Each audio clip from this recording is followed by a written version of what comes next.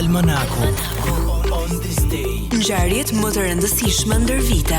Në Top Albania Radio. Në vitin 1487, qytetarët në Leeuwarden, Holand, hidhen në grev kundër një mase që ndalonte importimin e birës. 1567, Marie, mbretëresha e Skocisë, u largua nga froni dhe u zëvendësua nga djali i saj 1 vjeçar, James i 6. 1701, francezi Antoine de la Motte Cadillac krijon një pikë tregtare në fond Pontchartrain, që më vonë do të njihej si Detroit, Michigan. 1823, skllavëria u braktis në Kili.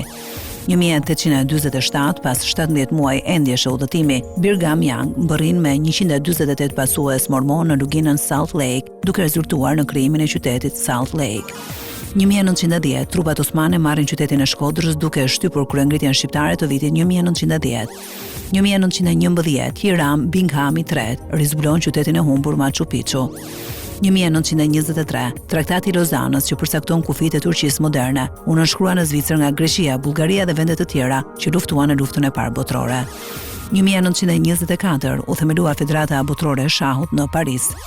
1930, ndërroi jetë Bajo Topulli, adhetar veprimtar i lindjes kombëtare, luftëtar dhe vëllai i heroit të kombit Çerçis Topulli. Bajo Topulli ishte përkrahës i variantit të alfabetit me shkronja latine, i cili u pranua si një nga 2 variantet bashkë me alfabetin e Stambollit që të përdoreshin mes shqiptarëve. 1943, lufta e dytë botërore, Gjermani, fillon operacioni Gomorra. Aeroplanët britanik dhe kanadez bombardojnë Hamburgun, natën dhe aeroplanët amerikan hedhin bomba ditën.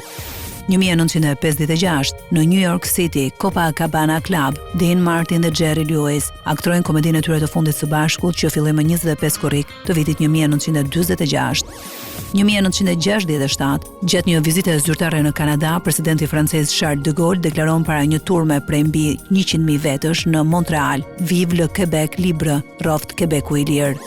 1969, Apollo 11 zbret pa probleme në oqeanin paqësor. 1972, grupi Bugojno kapet nga forcat jugoslave të sigurimit. Bugojno ishte emri i formacionit paraushtarak kroat, në mërgim i cili ishte infiltruar në Jugosllavi më 20 qershor 1972 për të nxitur një rebelim kundër qeverisë socialiste jugoslave. 1977, mbaroi lufta 4 ditore mes Libanit dhe Egjiptit. 1990, forcat irakiane filluan të përshëndrohen në kufirin irako-kuvajtian. 2001, Simeon Sakse Kobur Gota, cari i fundit i Bullgarisë, i larguar kur ai ishte fëmijë, u betua si kryeministër i Bullgarisë pas komuniste, duke u bërë monarku i parë në histori që rimerte pushtetin politik përmes zgjedhjeve demokratike në një zyrë të re.